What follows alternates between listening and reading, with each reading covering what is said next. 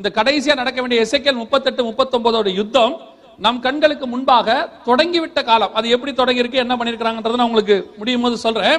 இப்போ சீனாவும் இப்போ ரஷ்யாவும் இணைந்து ஒரு மிகப்பெரிய யுத்தத்தை தொடங்குவதற்கான எல்லா வேலைகளையும் செய்து முடித்து விட்டார்கள். அதுல தீர்க்க தரிசனம் நிறைவேறது தான் இந்த மங்கோலிய ராணுவம் ரஷ்யாவோடு கூட இடைபெறுவது. அவங்க ஒன்னா இணைஞ்சு வந்துட்டாங்க. ரெண்டாவது, ரஷ்யா கூட இருக்கிற இன்னொரு நாடு என்ன அப்படின்னு சொல்லி பாத்தீங்கன்னு சொன்னா, அந்த எசேக்கியேல் 38:5 வாசிங்க பார்ப்போம். எசேக்கியேல் 38:5. அவர்களோடு கூட இந்த பெர்ஷியாங்கிற நாடு இருக்கு பாத்தீங்களா, அவர்களோடு கூட பெர்ஷியரும். பெர்ஷியாங்கிறது யாரை குறிக்குது? அவர்களோடு கூட பெர்ஷியாங்கிறது யாரு அப்படின்னு கேட்டீங்கன்னா, 1984 வரை இன்னைக்கு இருக்கிற ஈரானுக்கு பெயர் தான் பெர்ஷியா. 1984 தான் அயதுல்லா கோமேனிங்கிறவர் அந்த பெர்ஷியாங்கிற நாட்டோட பேரை மாத்திட்டு ஈரான் வச்சார். இந்த பெர்ஷியாங்கிறது வந்து ஒரு பூர்வீக நாடு. எப்போ எஸ்தர் நெகேமியா அவங்க காலத்திலே இருக்க பெர்ஷியா. அந்த நாட்டுக்கு ஈரானுங்கிற பேரை இன்னைக்கு கொண்டு வந்தது யாருன்னா அயதுல்லா கோமேனி. ஒரு புரட்சியை ஏற்படுத்தி அந்த புரட்சியின் விளைவாக அயதுல்லா கோமேனி வந்தார். 1984 வரைக்கும் ஈரான் வந்து அமெரிக்க சப்போர்ட்டர். அங்க ஷாங்கிற மன்னர் தான் இருந்தாரு. அவர் மிகப்பெரிய அமெரிக்க சப்போர்ட்டர். இன்னும் சொல்ல போனால் இன்னைக்கு ஈரான் வந்து உலக எண்ணெய் ஏற்றுமதியில 2வது இடத்துல இருக்கு. ஈரானுக்குள்ள எண்ணெய் இருக்குங்கிறத கண்டுபிடிச்சு கொடுத்தது அமெரிக்கா தான். எப்படி அரேபியாவுக்கு கண்டுபிடிச்சு கொடுத்தாங்களோ அதே மாதிரி ஈரானுக்கு எண்ணெய் இருக்குதுங்கிறத, அவங்க நாட்டில் எண்ணெய் இருக்குதுங்கிறதையும் அவங்க தான் கண்டுபிடிச்சாங்க. கவனிங்க, இது கொஞ்சம் ஹிஸ்டரி கிளாஸ் மாதிரி தான் இருக்கும். ஆனால் வேற வழி இல்லை, கேட்டு தான் ஆகணும். ஏன்னா முக்கியமான சப்ஜெக்ட் இப்போ நடந்துகிட்டு இருக்கு இந்த வாரத்தில், மிக முக்கியமான விஷயங்கள் எல்லாம். கவனிங்க, அப்போ இந்த ஈரான் அதுக்குள்ள இருக்கிற எண்ணெய் வளத்தை எல்லாம் எடுத்து கொடுத்தது வந்து அமெரிக்கா தான். ஆனா இன்னைக்கு ரஷ்யாவுடைய செல்ல குழந்தை யாருன்னு கேட்டீங்கன்னா ஈரான் தான். நம்பர் 1 ஃப்ரெண்ட் ஈரான் தான். இன்னைக்கு ஈரான்ல இருக்கக்கூடிய எல்லா அணு உலைகள் எல்லாவற்றையும் பாதுகாக்கிற பொறுப்பு யார் கையில இருக்குது? ரஷ்யா கையில இருக்கு. ரஷ்யா சொல்லி இருக்குது, ஈரான் மேல கைய வச்சீங்கன்னா, இங்க சொல்லியிருக்கு பாருங்க, ஈரான் மீது தாக்குதல் நடத்தினால் பேரழிவு ஏற்படும். இஸ்ரேலுக்கு ரஷ்யா கடும் எச்சரிக்கை. அடுத்து என்ன சொல்லியிருக்கு பாருங்க, ஈரான் அணு ஆயுத மையங்கள் மீது தாக்குதல், இஸ்ரேல் அமெரிக்காவுக்கு ரஷ்யா எச்சரிக்கை. இந்த ஈரான் விஷயத்துல ரஷ்யா விட்டு கொடுக்க தயாராகவே இல்லை. உங்களுக்கு தெரியும் ஈரான் பிரச்சனை எப்படி போயிட்டு இருக்குன்னு இந்த மிடில் ஈஸ்ட்ல இருக்கிறவங்களுக்கு நல்லாவே தெரியும். கர்த்தர் சொன்னபடி துல்லியமாக கடைசி காலத்துக்குரிய யுத்தம் நம்முடைய காலத்துல எல்லாரும் யுத்த வல்லுநர்கள் என்ன சொல்றாங்கன்னா, மறைமுகமாக 3ஆம் உலக யுத்தம் என்ன செஞ்சிருச்சு, ஆரம்பித்து விட்டது. இது எல்லாம் நம்ம காலத்துல நம்ம கண்ணுக்கு முன்னாடி என்ன செய்யுது, நடந்து கொண்டே இருக்கிறது. இப்ப இந்த யுத்தம் இவ்வளவு முக்கியமா பேசணுமே, அவ்வளவு இம்பார்ட்டன்டான யுத்தமா அப்படின்னு கேட்டீங்கன்னா, இந்த யுத்தம் தான் இனி வரப்போகிற உலகத்தினுடைய எல்லாவற்றையும் மாற்றி அமைக்க போகுது. ஃபர்ஸ்ட் வேர்ல்டு வார் வந்த பிறகு யூகே வந்து உலக வல்லரசா மாறுச்சு. செகண்ட் வேர்ல்டு வார் முடிஞ்ச பிறகு அமெரிக்கா உலக வல்லரசா மாறுச்சு. இந்த தேர்ட் வேர்ல்டு வார் முடிஞ்ச உடனே தான் ஐரோப்பியன் யூனியன் உலக வல்லரசாக மாறும். அந்த ஐரோப்பியன் யூனியன் உலக வல்லரசா மாறும் போது இன்னைக்கு அமெரிக்க ஜனாதிபதி எப்படி இருக்கிறாரோ அதே மாதிரி ஐரோப்பாவுக்கு ஒரு ஜனாதிபதி வருவார். அவர்தான் உலகத்தை ஆளக்கூடியவனாக இருப்பான். அவனைத்தான் வேதம் சர்வாதிகாரி என்று சொல்லுகிறது, அந்தி கிறிஸ்து என்று சொல்லுகிறது. இப்போ வரப்போற அந்தி கிறிஸ்துவை உருவாக்க போறத எந்த யுத்தம் தான் உருவாக்க போகுது?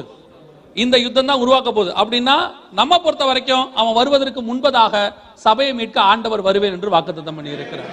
அல்லேலூயா. எண்ட் ஆஃப் த டே நமக்கு அதுதான் தேவைன்னு வச்சுக்கோங்களேன். இந்த யுத்தத்தின் விளைவுகள் என்னங்கிறது அப்புறம், நமக்கு தேவை அதுக்கு முன்னாடி நமக்கு ஆண்டவர் என்ன சொல்றாரு. அப்ப கர்த்தர் சொன்னபடியே இந்த நாடுகள் எல்லாம் கடைசியா ஒன்னா சேர்ந்துட்டாங்க. கண்டிப்பாக இந்த யுத்தம் ஆரம்பிக்கிறது வந்து நம்ம காலத்துல நம்ம கண்ணுக்கு முன்னாடி தான், வேற எந்த காலத்திலையும் இல்ல. இனி தள்ளி போக வாய்ப்பு இல்லைன்னு சொல்லிட்டாங்க நம்ம கண்ணு. இன்னும் அதுவும் ஒரு வல்லுநர் சொல்றாரு, மறைமுகமாக யுத்தம் என்ன செஞ்சிருச்சு, ஆரம்பித்து விட்டது அப்படிங்கிறார். அவங்க கொஞ்சம் கொஞ்சமா அடிக்க ஆரம்பிக்கிறாங்க அப்படின்னு. இதோடைய முடிவு எப்ப நடக்கும்னு தெரியாது. ஏன்னா 1ஆம் உலக யுத்தம் 4 வருஷம், 2ஆம் உலக யுத்தம் 8 வருஷம். இது எத்தனை வருஷம் நடக்கும்னு தெரியாது. அந்த யுத்தத்தின் முடிவும் அந்த யுத்தத்தினுடைய காலகட்டங்களும் நடைபெறும் போதுதான் வருகை சம்பவிப்பதற்கு என்ன இருக்குது, வாய்ப்பு இருப்பது. ஏன்னா இதுக்கப்புறம் அந்தி கிறிஸ்து வெளிப்படுவான். அவன் வருவதற்கு முன்பதாக ஆண்டவர் வரப்போகிறார். அல்லேலூயா. அப்ப நாம அந்த கடைசி யுத்தத்துக்கு வந்துட்டோம். இயேசு கிறிஸ்து சொன்ன சபை காலத்துக்கு முன்பாக வர வேண்டிய யுத்தத்துக்கு நேராக என்ன செஞ்சிட்டோம், வந்துட்டோம். யுத்தங்களின் செய்திகளையும் கொஞ்சம் கொஞ்சமா நம்ம என்ன செய்ய ஆரம்பிச்சிருக்கிறோம், கேட்க ஆரம்பிச்சிருக்கிறோம். இது இன்னும் அதிகமாக பரவும். இது இன்னும் அதிகமாக நீங்க எப்பப்பெல்லாம் பேப்பர்லயோ அல்லது டிவிலயோ இன்டர்நெட்லயோ வாட்ஸ்அப்லயோ இஸ்ரவேலுக்கு விரோதமாக ஒரு குண்டோ அல்லது இஸ்ரவேல் ஈரானுக்கு விரோதமாக ஒரு குண்டையோ ரஷ்யா போடுறதை நீங்க பாத்தீங்கன்னா நீங்க தெரிஞ்சுக்கணும், கடைசி காலத்தினுடைய அடையாளங்கள் தொடங்கி விட்டது. கடைசி யுத்தம் என்ன செஞ்சிருச்சு, சபை காலத்துடைய கடைசி யுத்தம். அதுக்கப்புறம் நிறைய இருக்கு, அர்மேகிதான் யுத்தம் இருக்கு, நிறைய யுத்தம் இருக்கு. ஆனா சபை காலத்துக்குரிய கடைசி யுத்தம் என்ன செஞ்சிருச்சு, வந்துருச்சு அப்படின்னு அர்த்தம். இனி காலம் கண்டிப்பாக செல்லாது அப்படின்னு வேதம் சொன்னது துல்லியமாக நிறைவேறுகிற காலகட்டத்தில் வந்துட்டோம். கடைசி யுத்தத்திற்கான எல்லா காரியங்களும் நடைபெற தொடங்கி விட்டது. கர்த்தர் சொன்னபடி துல்லியமாய் தீர்க்க தரிசனம் நம்முடைய காலத்துல இந்த யுத்தம் வரும். இந்த யுத்தம் நடைபெற ஆரம்பிக்கும் பொழுது நம்ம மூட்டை முடிச்ச கட்டலான்னு அர்த்தம். அப்படின்னா என்ன அர்த்தம்? வருகைக்கு ரெடி ஆகணும்னு அர்த்தம். ஊருக்கு போகணும்னா மூட்டை முடிச்ச கட்டணும், வருகையில போகணும்னா மூட்டை முடிச்ச விடணும். பாரமான யாவற்றையும் உதறி தள்ளி விட்டு இருந்தா தான் எங்க போக முடியும்? வருகைக்கு போக முடியும். ஆனா நீங்க கேட்கிற செய்தி வேற இருக்கு இல்ல. கர்த்தர் உங்களுக்கு அது தருவா இது தருவான்னு கேட்டுக்கிட்டே இருக்கிறீங்க. இப்ப நாம சொல்றது அதுக்கு எப்படி இருக்குது? ஆப்போசிட்டா இருக்கு. ஒருவேளை உங்களுக்கு அதை பிடிக்காம கூட இருக்கும், வேற வழி இல்ல, இதான் நடக்கும். வேற என்ன செய்ய முடியும்? சத்தியத்தை தானே சொல்லணும். நம்மளும் சொல்லலாம், அழகா சொல்லலாம். நீங்கள் பலுகி பெருகுவீர்கள், இந்த வாசலில வெளியே போகாதபடிக்கு கர்த்தர் உங்களை பலுகி பெருக பண்ணுவான்னு சொல்லலாம். ஆனா அது பொய்யா போயிடும். சரியா? அதனால அதுக்கு சில ஆட்கள் இருக்கிறாங்க, அதுவும் தேவைதான், அவங்களும் சொல்லிட்டு போவாங்க. ஆனா அது நடக்குதோ இல்லையோ இது நடக்கும் கண்டிப்பா. யுத்தம் கண்டிப்பா என்ன செய்யும்? வரும். ஏன்னா சொன்னது நாங்க இல்ல, பைபிள். வேதத்துல சொன்ன ஒரு காரியம் என்ன செய்யாது? பொய்யாய் போகாது. ஆகவே யுத்தத்திற்கான எல்லாம் தயாராகி விட்டது. சரி, இந்த யுத்தம் ஏன் நடைபெறுகிறது? இந்த யுத்தம் ஏன் நடக்குது? ரீசனை மட்டும் சொல்லிடுவோம். ஒரே ஒரு ரீசன், 2 ரீசன் இருக்கா சொல்லிட்டு அதுக்கப்புறம் இந்த யுத்தத்துல நடக்கக்கூடிய சில சம்பவங்களை ஆண்டவர் சொல்லியிருக்கிறார் வேதத்துல, அதை சொல்லிட்டு முடிச்சிருவோம். இந்த யுத்தம் ஏன் நடக்குது? எசேக்கியேல் 38:13 வாசிங்க பார்ப்போம். உன்னை நோக்கி ரஷ்யாவை பார்த்து என்ன சொல்றாங்களா? ரஷ்யாங்கிறது ஒரு 2 கான்டினென்ட்ல இருக்க நாடு. அது ஏன் இஸ்ரவேலை கொள்ளையிடணும்? அது ஏன் இஸ்ரவேலை கொள்ளையிடணும் அப்படின்னு பாத்தீங்கன்னா, 1918 ரஷ்யா உருவாகும் போது அதே காலகட்டத்தில் உருவான நாடு தான் இஸ்ரவேல். பால்ஃபர் டிக்ளரேஷன் அப்படின்னு சொல்லுவாங்க. அதன் மூலமாக இஸ்ரவேல்ங்கிற நாடு உருவாவதற்கு ஒரு சைன் பண்ணாங்க. ரெண்டும் ஒன்னா வந்துச்சு. 1948 தான் இஸ்ரவேல் தனி நாடா மாறுச்சு. இந்த குறிப்பிட்ட 100 வருஷத்துல மட்டுமே இஸ்ரவேல் இன்னைக்கு வேர்ல்ட் நம்பர் 1ல இருக்கு. எல்லா ப்ரொடக்ஷன்லயும் எல்லாத்துலயும் என்ன இருக்கு? வேர்ல்ட் நம்பர் 1ல இருக்கு. அது மாத்திரமல்ல, இஸ்ரவேல்ல ஒரு கடல் இருக்கு, நீங்க கேள்விப்பட்டிருப்பீங்க, டெட் சி, சவக்கடல் அப்படின்னு. அந்த ஒரு கடல் மட்டும் ரஷ்யா கிட்ட கிடைச்சிட்டா போதும், இந்த உலகத்திலேயே மிகப்பெரிய பணக்கார நாடாக ரஷ்யா மாறிடும். ஏன்னா அந்த கடலுக்குள்ள இருக்கக்கூடிய தாது பொருட்கள் அவ்வளவு அதிகம், அவ்வளவு சக்தி வாய்ந்தவை. அதுல இருந்து எடுக்கிறதுக்கு இஸ்ரவேலாலேயே முடியல, அவ்வளோ இருக்கு. அதைத்தான் ரஷ்யா என்ன பண்ணிருக்கு? டார்கெட் பண்ணிருக்கு. கிட்டத்தட்ட 50 வருஷமாக இந்த நாடுகளை சுத்தி இருக்கிற அரபு நாடுகளை வைத்து எப்படியாவது இஸ்ரவேலை தன் வசம் கொண்டு வரணும் தான் ரஷ்யாவுடைய பிளான். 1967 இஸ்ரவேலுடைய ராணுவ தளபதி சொன்ன வார்த்தை, எங்களுடைய அடுத்த மிக முக்கிய யுத்தம் யாரோடு இருக்கும் என்றால் ரஷ்யாவோடு இருக்கும் என்றார். காரணம், இன்னைக்கு இருக்கிற அரபு நாடுகள் மொத்தத்துக்கும் ஆயுத சப்ளை யார் தான் பண்றா? ரஷ்யா தான் பண்ணுது. அதே நேரத்தில் இன்னைக்கு ரஷ்யாவுடைய நிலைமை என்ன அப்படின்னு கேட்டீங்கன்னு சொன்னா, கடந்த 10 வருஷத்துல ரஷ்யா பொருளாதாரத்தில் எங்க போயிருச்சு? பின்னாடி போயிருச்சு. யார் கொள்ளையடிக்க யார்கிட்ட வரணும்? எப்பவுமே இல்லாதவன் தான் இருக்கிறவன் என்ன செய்யணும்? கொள்ளையடிக்க வரணும். உங்களுக்கு தெரியும் எப்படி அமெரிக்கா ஈராக்ல என்ன கொள்ளையடிச்சிச்சு, ஈரான்ல சாரி ஆப்கானிஸ்தான்ல என்ன பண்ணாங்க, எல்லாம் நம்ம பார்த்திருக்கிறோம். அதே வேலை இப்ப யார் செய்ய போற? ரஷ்யா செய்ய போகுது. சோ இந்த யுத்தத்தின் மூலமாக ரஷ்யா உலகத்தினுடைய மைய பகுதிக்கு வர வேண்டும் என்று விரும்புகிறது. உங்க எல்லாருக்கும் தெரியும், உலகத்தினுடைய மிக முக்கியமான மைய பகுதி எருசலேம். எருசலேமை பிடிச்சிட்டோம்னா டோட்டல் வேர்ல்டு என்ன பண்ணிடலாம்? கண்ட்ரோல் பண்ணிடலாம். அதை நம்ம கையில வச்சுக்கலாங்கிறதா ரஷ்யாவுடைய மிகப்பெரிய பிளான். அது மட்டும் இல்ல, இஸ்ரேவேல்ல இருக்கக்கூடிய வளங்கள், இன்னைக்கு இருக்கக்கூடிய வளங்கள் உலகத்துக்கே மிக முக்கியமான ஏற்றுமதி நாடு. சோ இஸ்ரேவேலை எப்படியாவது கண்ட்ரோல் பண்ணணுங்கிறது தான் யாருடைய கணக்கு? ரஷ்யாவுடைய கணக்கு. அப்ப நல்லா கவனிச்சுக்கொள்ளுங்க, நம்ம இஸ்ரேவேலுடைய மிக முக்கியமான காரியங்களை கொள்ளையடிக்க வேண்டும் என்பது யாருடைய நோக்கம்? ரஷ்யாவுடைய நோக்கம். கர்த்தர் சொன்னபடியே துல்லியமாக தீர்க்க தரிசனம் இன்னைக்கு ரஷ்யா இஸ்ரேவேலை கொள்ளையடிப்பதற்கான எல்லா முகாந்தரமும் தயாராகி விட்டது. இதன் மூலமாக நம்ம ஏற்கனவே சொன்னபடி 3ஆம் உலக யுத்தம் முடியும் போது அந்திகிறிஸ்துவின் ஆட்சி பூமிக்கு வரப்போகிறது. இதான் இதற்கான மிக முக்கியமான காரணங்கள். சரி, இந்த யுத்தம் எப்படி நடக்க போகுது, இந்த யுத்தத்துல விளைவுகள் எப்படி இருக்கும் அப்படின்னு கேட்டீங்கன்னா, இந்த யுத்தம் ஒரு மிக மிக முக்கியமான நியூக்ளியர் வாராக இருக்கும். எசேக்கியேல் 38 இருக்கு. அது எங்க இருக்கு? வாசிங்க. 39ஆம் அதிகாரம் எசேக்கியேல் புஸ்தகம், 39ஆம் அதிகாரம் எசேக்கியேல் புஸ்தகம் 11வது வசனத்தை வாசிங்க. கவனிங்க, ஒரு புதைக்கிற இடத்துல மூக்க பொத்திட்டு போவாங்களா, எரிக்கிற இடத்துல மூக்க பொத்திட்டு போவாங்களா? ஒரு டெட் பாடியை புதைக்கிற இடத்துல மூக்க பொத்துவாங்களா, எரிக்கிற இடத்துல பொத்துவாங்களா? எரிக்கிற இடத்துல பொத்துவாங்க. ஆனா இங்க வசனம் என்ன சொல்லுது? புதைக்கிற இடத்துல ஜனங்க என்ன செய்வாங்க? மூக்கை பொத்தி கொண்டு போவார்கள். அடுத்து இன்னும் ஒரு வசனம் வாசிங்க, 15வது வசனம் வாசிங்க. நல்ல கவனிங்க, ஒரு 7 மாசம் புதைக்கிறவங்க அலைஞ்சிட்டே இருப்பாங்களாம். அதுக்கு முந்தின வசனம் 14ஆம் வசனத்துல இருக்கு. 7 மாத அளவு என்ன செய்வாங்களாம்? புதைக்கிறவங்க அலைஞ்சிட்டே இருப்பாங்களாம். அந்த 7 மாசத்துல ஒரு எலும்பை பார்த்தா கூட, ஒரு மனுஷனுடைய எலும்பை பார்த்தா கூட என்ன செய்வாங்களாம்? அது மேல ஒரு சின்ன மார்க் போடுவாங்களாம். மார்க் போட்டுட்டு அதை புதைக்கிற வரைக்கும் என்ன பண்ணுவாங்களாம்? மானிட்டர் பண்ணுவாங்களாம். புதைச்சாச்சா அப்படின்னு மானிட்டர் பண்ணுவாங்களாம். புதைக்கிறவன் என்ன பண்ணுவானா? மூக்க பொத்திக்கிட்டு இருப்பானா. இந்த கான்செப்ட் எதுக்குரியது தெரியுமா? ஒரு எலும்பை கூட புதைக்கும் போது மார்க் பண்ணி வச்சிருப்பாங்க. ஒரு எலும்பு கூட மிஸ் ஆயிடக்கூடாது, எரிக்க கூடாது, எல்லாத்தையும் என்ன செய்யணும்? புதைக்கணும். இது எதோட கான்செப்ட் நினைக்கிறீங்க அப்படின்னு கேட்டா, சமீபத்தில் ஃபுகுஷிமா அப்படிங்கிற இடத்துல ஜப்பான்ல ஒரு மிகப்பெரியதான சுனாமியில நியூக்ளியர் பிளான்ட் ஒன்று இதாயிருச்சு, டேமேஜ் ஆயிருச்சு. அதுல இருந்து நியூக்ளியர் கதிர்வீச்சுகள் எல்லாம் வெளியே வந்து உலகம் ஃபுல்லா பரவ ஆரம்பிச்சது. அந்த காலகட்டத்தில் நீங்க கவனிச்சீங்கன்னா, அப்ப இருந்தவங்க எல்லாருமே இது மாதிரியான மாஸ்க் தான் போட்டுக்கிட்டு இருந்தாங்க. இது வந்து ஃபுகுஷிமால இருந்தது. அத்தனை பேரும் வழிபோக்கர்கள் அனைவரும், ரோட்ல நடக்கிறவங்க எல்லாம், வழிபோக்கர்னா நடந்து போறவங்க அத்தனை பேரும் மூக்குல என்ன பண்ணிருக்காங்களா? மூக்கை பொத்தி கொண்டு போக பண்ணும். இதான் மாஸ்க். மூக்கை பொத்திட்டு போவாங்க. அதுலயும் குறிப்பா ஒரு எலும்பை பார்த்தா கூட அங்க என்ன பண்ணுவாங்களாம்? அதுல ஒரு மார்க் போடுவாங்களாம். என்ன காரணம்னு கேட்டீங்கன்னா, அந்த எலும்புல இருந்து ஒரு கதிர்வீச்சு வெளியே வரும், நியூக்ளியர் கதிர்வீச்சும்பாங்க. அது வந்து மனுஷனுக்கு மிகப்பெரிய பாதிப்பை ஏற்படுத்தி மரணத்தை கொண்டு வரும். அதை புதைக்கிற வரைக்கும் அந்த இடத்துல என்ன செய்வாங்க? மார்க் போடுவாங்க. இது ஜப்பான் பிரதமர் அனௌன்ஸ் பண்ணது. அவர் என்ன அனௌன்ஸ் பண்ணிருக்கிறாரு அப்படின்னு கேட்டீங்கன்னா, இதுல இருக்குது, மேலும் கதிர்வீச்சு தாக்கியதால் 1000க்கும் மேற்பட்டோர் உயிரிழந்துள்ளனர். அவர்களை எரித்தால் அதிலிருந்து கதிர்வீச்சு வரும் என்பதால் கதிர்வீச்சில் உயிரிழந்தவர்களை மண்ணில் புதைத்து வருகின்றனர்.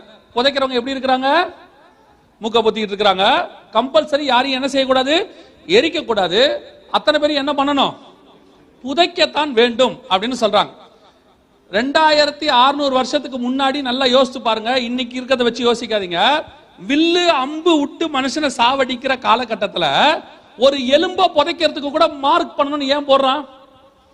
எசேக்கியேல் அந்த வார்த்தையை சொல்றாரு. 2600 வருஷத்துக்கு முன்னாடி கர்த்தர் சொல்றாரு, கண்டிப்பாக புதைக்கணும். புதைக்கிறவங்க மூக்க பொத்திக்கிட்டு இருக்கணும், அந்த வழிபோக்கர்கள். அதே நேரத்தில் புதைக்கிற வரைக்கும் ஒரு எலும்பை என்ன செய்யணுமா? மார்க் பண்ணணுமா? 100% நியூக்ளியர் வாரனுடைய சிம்டம்ஸ். இன்னொரு வசனத்தையும் வாசிங்க, உங்களுக்கு இன்னும் தெளிவா தெரியும். சகரியாவின் புஸ்தகம் 14ஆம் அதிகாரம், சகரியாவின் புஸ்தகம் 14ஆம் அதிகாரம் 12வது வசனம் வாசிங்க. கர்த்தர் வாதிக்கும் வாதையாவது, நல்ல கவனிங்க, அவர்கள் காலூன்றி நிற்கையில் அவருடைய சதை அழிந்து போகும், அவர்கள் தங்கள் கண்கள் குழியிலேயே கெட்டு போகும். இது எப்படி நடக்கும்? அவர்கள் காலூன்றி நிற்கையில் சதை அழுகி போகும், கண்கள் குழியிலேயே கெட்டு போகும், அவர்கள் நாவு வாயிலேயே அழுகி போகும். இதுதான் நியூக்ளியர் சிம்டம்ஸ். நியூக்ளியர்னு வரக்கூடிய ரேடியேஷனுடைய சிம்டம் என்னன்னா, கண்கள் குழியிலே என்ன செய்யுமா? சதை வந்து அப்படியே அழுகி போயிருமா. அவர்கள் உயிரோடு இருக்கும் போதே இதெல்லாம் நடக்குமா? அப்படியே ஹிரோஷிமா நகசாக்கில குண்டு போட்டாங்க இல்லையா? எப்படி நடந்தது? அது நியூக்ளியர் கிடையாது, அது அட்டாமிக், அது அணு. இது அதை விட பவர்ஃபுல் நியூக்ளியர். கதிர்வீச்சு ரேடியேஷன் வெளியே வரும்போது ஒரு மனுஷனுடைய சதை என்ன செய்யாதா? தாங்காது. அதனால என்ன செய்யுமா? அந்த இடத்துலயே அழுகி போகுமா, நாவு குழியிலேயே கெட்டு போகும். இந்த தீர்க்க தரிசனத்தினுடைய ரியாக்ஷன் எதுன்னு கேட்டா, ரேடியேஷன் ஃப்ரம் நியூக்ளியர். இதெல்லாம் இன்னைக்கு இல்ல, 2600 வருஷத்துக்கு முன்னாடி பைபிள்ல இருக்கு. இன்னைக்கு உள்ளவங்க என்ன கேக்குறாங்க? ஓ, இவ்வளவு மாடர்ன் டெக்னாலஜி வளர்ந்துருச்சு, இந்த காலத்துல போய் பைபிள் பைபிள்ன்றீங்களே. இன்னைக்கு உள்ள மாடர்ன் டெக்னாலஜி இல்ல, இதுக்கப்புறம் வரக்கூடிய குண்டுகளை பத்தியும் இதுக்கப்புறம் வரக்கூடிய ஏவுகணைகளை பத்தியும் பைபிள்ல இருக்கு. இன்னும் வரப்போறது எல்லாமே இருக்கு. இதற்கும் திருச்சபைக்கும் என்ன சம்பந்தம்? என்ன நடக்க போகுது? இந்த யுத்தத்துக்கும் திருச்சபைக்கும் என்ன சம்பந்தம்? அதை மாத்திரம் சொல்லிட்டு நம்ம ஜெர்மனி முடிக்க போகிறோம். கவனிங்க, இது முதலாம் உலக யுத்தம் முடிவடையும் போது நடந்த ஒரு ஸ்டாட்டிஸ்டிக்ஸ், ஒரு காரியங்கள் கொடுத்திருக்கிறாங்க. என்ன அப்படின்னு கேட்டீங்கன்னா, இங்க இருக்கு பாருங்க, கில்ட் அண்ட் டைட், கொல்லப்பட்டு செத்தவர்களுடைய லிஸ்ட். எந்தெந்த நாட்டில் எவ்வளவு பேர் செத்தாங்க? ரஷ்யால 17 லட்சம் பேர், பிரிட்டிஷ் எம்பையர்ல 9 லட்சம் பேர், இப்படி செத்ததெல்லாம் கணக்கு இருக்கு. இது wounded, அடிப்பட்டவங்க லிஸ்ட். இங்க ஒரு லிஸ்ட் இருக்கு பாருங்க, இதான் ரொம்ப முக்கியம். Missing list. முதலாம் உலக யுத்தத்துல காணாமல் போனவர்கள் ஒரு குரூப் இருக்கு. காணாமல் போனதுன்னா என்ன அப்படின்னு கேட்டீங்கன்னா, இவங்களுடைய பாடி கிடைக்கல, செத்ததுக்கான எந்த அடையாளமும் கிடைக்கல. உயிரோட இருக்கிறதுக்கும் எந்த அடையாளம் இல்ல. உயிரோட இருக்கிறாங்கன்னா ஏதாவது ஒரு இடத்துல தெரியணும். செத்து போயிருந்தா அவங்களுடைய பாடியோ அவங்களுடைய உடைமைகளோ கிடைச்சிருக்கணும். எதுவுமே கிடைக்கல. இவங்களை பத்தின எந்த விதமான ஒரு தகவலும் இல்லை. அதனால இதுக்கு பேர் என்னது? Missing list. இதே மாதிரி செகண்ட் வேர்ல்டு வார், இதுலயும் செத்து போனவங்க அடிப்பட்டவங்க லிஸ்ட் எல்லாம் இருக்கு. அதே மாதிரி காணாமல் போனவங்க லிஸ்ட்னு ஒன்று இருக்கு. எந்தெந்த நாட்டில் எவ்வளவு பேர் காணாம போனாங்க. இந்த கணக்கு பாத்தீங்கன்னா முதலாம் உலக யுத்தத்துல கிட்டத்தட்ட 3,74,00,000 பேரை காணும். சாரி மன்னிக்கணும், 77 லட்சம் பேரை காணும். இரண்டாம் உலக யுத்தத்துல ஒரு 59 லட்சம் பேரை காணும். இப்போ மூன்றாம் உலக யுத்தம் நடக்கும்போது கர்த்தருடைய வருகை சம்பவிக்குமானால், கர்த்தருடைய வருகை சம்பவிக்குமானால் உங்களை என்னையும் உலகம் எந்த லிஸ்ட்ல வைக்கும்? காணாமல் போன லிஸ்ட்ல வைக்கும். ஏன்னா நிறைய பேர் எப்படி சொல்றாங்கன்னா, இந்த ரகசிய வருகை வரும்போது உலகமே அல்லோகலப்படும், நிறைய பேரை காணும்னு சொல்லி டிவில போடுவாங்க. அப்படிலாம் வராது. நல்லா தெரிஞ்சுக்கொள்ளுங்க, அந்த மாதிரிலாம் என்ன செய்யாது, வராது. ஏன் வராது அப்படின்னா, வருகை வந்துருச்சுன்னு உலகத்துக்கு தெரிஞ்சா அதுக்கப்புறம் அந்தி கிறிஸ்து இவன் தான் உலகத்துக்கு என்ன செஞ்சிடும்? மக்கள் ரெடி ஆயிருவாங்க. அன்னில இருந்து 7 வருஷம் தானே பாத்துக்கலாம், ரெடி ஆயிருவாங்க. வசனம் தெளிவா சொல்லுது, கர்த்தருடைய நாள் எப்படி இருக்குமா? இரவிலே திருடன் வருகிற விதமாய் வரும், மணவாளன் நினையாத நாளிகையிலே வருவார் அப்படின்னு இருக்கு. அப்ப கர்த்தருடைய வருகை சம்பவிக்கிறது உலகத்துக்கு என்ன செய்யாது, தெரியாது. வந்துட்டு போய் கொஞ்ச நாளைக்கு பிறகுதான். இன்னும் கொஞ்சம் நல்லா கவனிச்சீங்கன்னா, வரப்போற அந்தி கிறிஸ்து அவங்க என்ன நினைக்கிறாங்க? மேசியான்னு நினைக்கிறாங்க. அப்படின்னா கர்த்தருடைய வருகை வரது கண்டிப்பா உலகத்துக்கு என்ன செய்யாது. அதனாலதான் நமக்கு முன்னாடி உள்ள பரிசுத்தவான்கள், போன ஜெனரேஷன்ல உள்ளவங்க, அதுக்கு ஒரு பேர் வச்சாங்க, ரகசிய வருகை அப்படின்னு. இப்ப இருக்கிறவங்க எல்லாம் நிறைய பைபிள் காலேஜ் படிச்சுட்டு வராங்க தானே, படிச்சவங்க தப்பா சொல்லல, இந்த பைபிள் காலேஜ் படிச்சுட்டு வராங்க தானே.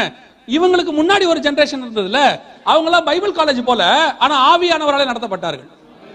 நான் எப்பவும் சொல்லுவேன், இந்த பைபிள் காலேஜ் படிச்சவனை விட ஆவியில நடத்தப்படுகிறவன் தான் ரொம்ப முக்கியம். அவன் தான் பரலோகத்தினுடைய திட்டத்தை கரெக்டா சொல்லுவான். இவங்க திட்டம் வேறன்னு வச்சுக்கோங்களேன். அப்ப இவங்க எல்லாம் இன்னைக்கு வந்துட்டு ரகசிய வருகை என்கிற வார்த்தை இருக்கிறதா பைபிள்லன்னு கேக்குறாங்க. இல்ல, பல்லு விளக்குன்னு கூட இல்ல பைபிள்ல. எங்கேயாவது பல்லு விளக்குன்னு இருக்கா? விளக்குறோம் இல்ல, அந்த அறிவு இருக்குல்ல. ஏன் பரிசுத்தவான்கள் ரகசிய வருகைன்னு பேர் வச்சாங்கன்னா, பகிரங்க வருகைக்கு வித்தியாசத்தை உண்டாக்குறதுக்காக, ஜனங்களுக்கு தெரியப்படுத்துறதுக்காக என்ன வச்சாங்க. உடனே அவங்களை எல்லாரும் கிண்டல் பண்றான். அந்த காலத்துல அவங்க தப்பா சொல்லியிருக்காங்க, ரகசிய வருகை என்ற வார்த்தை இருக்கிறதா அப்படின்னா, எடுத்துக்கொள்ளப்படுதல்னு ஒரு வார்த்தை இருக்கு 1 தெசலோனிக்கேயர் 4:16. அப்ப நல்லா கவனிச்சுக்கொள்ளுங்க, இந்த ரகசிய வருகை சபை எடுத்துக்கொள்ளப்படும் போது உலகத்துக்கு என்ன செய்யாது, தெரியாது. எப்படி தெரியாது? மூன்றாம் உலக யுத்தம் உச்சத்துல நடக்கும் போது பல நேரங்களில் சேட்டிலைட்ஸ் வேலை செய்யாது, உலகம் முழுக்க அந்தகாரப்பட்டிருக்கும். அந்த காலத்துல அதுக்கு நடுவுல 200 கோடி பேர் மரணம் சம்பவிக்கக்கூடிய அளவுல இருக்கக்கூடிய நாட்கள்ல வருகையும் நடக்குமானால் உங்களை என்ன லிஸ்ட்ல வச்சிருவாங்க? சரி, ஒரு சிலர் இல்லைங்க இதே மாதிரி சம்பவம் நடக்கும் ஏற்கனவே அவங்க சொல்லிக்கிட்டு இருந்தாங்க, கண்டிப்பா காணாம போயிட்டாங்கன்னு சொல்றாங்கன்னு வச்சுக்கோங்களேன், வருகை தான் வந்துருச்சு அப்படின்னா, அன்னைக்கு இந்த கைவிடப்பட்டவன் இருப்பான்ல, அவன் 2-3 கேள்வி கேட்பான். முதல் கேள்வி, கிறிஸ்தவங்க மட்டும் காணாமல் போல, இந்த மிஸ்ஸிங் லிஸ்ட் ஒன்னு இருக்குல்ல, இதே மாதிரி மூன்றாம் உலக யுத்தத்துல மிஸ் ஆகிறவன் இருப்பான், இவன் வருகையில போக மாட்டான். நான் சொல்றது உங்களுக்கு புரியுதா? இவன் நார்மலா மிஸ் ஆவான். அப்ப இவனும் எந்த கணக்குல இருப்பான்? அப்ப கேட்பான், ரட்சிக்கப்படாதவனே இவ்வளவு பேர் காணாம, அப்ப இவனும் வருகையில போயிட்டானா? இது நம்பர் 1 கேள்வி. நம்பர் 2 கேள்வி, சரி கிறிஸ்தவங்க எல்லாம் வருகையில போயிட்டாங்கன்னா பாதி பேருக்கு மேல இங்க இருக்கானே, அப்ப இவன் சொல்லுவான் வருகை எல்லாம் ஒண்ணும் வரல. ஏன்னா அவனே சொல்லிடுவான், வருகை வந்துருச்சுன்னா அவன் கைவிடப்பட்டவன் ஆகி போயிடும். இப்ப அவன் கன்ஃபார்மா சொல்லுவான் என்ன வரல, வருகை வரல. இது 2வது. 3வது, சரிங்க அப்படியே வருகை வந்துருச்சுன்றீங்களே, 70% ஊழியக்காரன் இங்க தான் இருக்கான் இல்லையா? தேங்காய் எண்ணெய் வித்தவன், கச்சி வித்தவன், 2500 ரூபாய் கொடுக்க 2500 பேர் கேட்கட்டவன் எல்லாம் இங்க தான் இருக்கான். இவன் போக மாட்டானே, சபையில காசு கட்ட ஒரு வேலை எங்க போக மாட்டான், வருகையில போக மாட்டானே. இதோட பெரிய விஷயம் என்னன்னா, அப்ப அந்த போகாம இருக்காமல அவன் அற்புதம் செய்வான், இப்பவும் செய்வான் அப்பவும் செய்வான். அப்ப என்ன ஆகும்? ஆட்டோமேட்டிக்கா அவன் சொல்லுவான், அது எப்படி வருகை வந்துச்சுன்னு சொல்றீங்க? பாருங்கள், எங்கள் கையினால இயேசு கிறிஸ்து என்ன செய்கிறார்? அற்புதங்களை செய்கிறார். அந்த காலத்துல பிசாசுகள் அற்புதங்களை செய்யும். ஆட்டோமேட்டிக்கா வருகை வந்ததுங்கிறத ஒரு பையிலையும் ஒத்துக்க விடவே மாட்டாங்க. நீங்களும் நானும் வருகையில போகணுங்கிறத உலகத்தை நம்ப வைக்கவே முடியாது. ஆனால் உங்களை என்னையும் கர்த்தர் அழைத்து கொண்டு போகிறதுக்கு அது ஒரு வாய்ப்பு. அன்னைக்குதான் வருகை வரும்னு நான் சொல்லல, அது ஒரு வாய்ப்பு. அப்படி சம்பவிக்கும் போது உங்களை என்னையும் எந்த லிஸ்ட்ல வச்சிருவான்? காணாமல் போனவர் லிஸ்ட்ல வச்சிருவான். இன்னைக்கும் இந்த மூன்றாம் உலக யுத்தம் தான் நமக்கு மிக முக்கியமான அடையாளமாக இருக்கு. சரி, இது எந்த அளவுல இருக்கு நான் சொல்லிட்டு முடிக்கிறேன், நல்லா கவனிங்க. முதல் குண்டு ஒன்னு இஸ்ரேல் மேலேயோ ஈரான் மேலேயோ அல்லது ரஷ்யா மேலேயோ போறதை நீங்க கேள்விப்பட்டு ஆரம்பிக்கிறாங்கன்னா, அதுதான் நமக்கு கொடுக்கப்படுகிற கடைசி சிம்டம். எப்ப வேணாலும் இந்த காரியம் அறிவிக்கப்படலாம். கர்த்தருடைய கடைசி, அதாவது வருகைக்கு முன்பாக யுத்தம் தான் சபைக்கான கடைசி அடையாளம். கர்த்தர் சொன்னபடி எல்லாம் துல்லியமா என்ன செஞ்சிருச்சு, நடைபெற்று முடித்து விட்டது. நம் காலத்தில் நிறைவேற வேண்டிய தீர்க்க தரிசனங்கள்ல இந்த யுத்தம் ஆயத்தப்பட்டு விட்டது. இனி காலம் கண்டிப்பாக செல்லாது.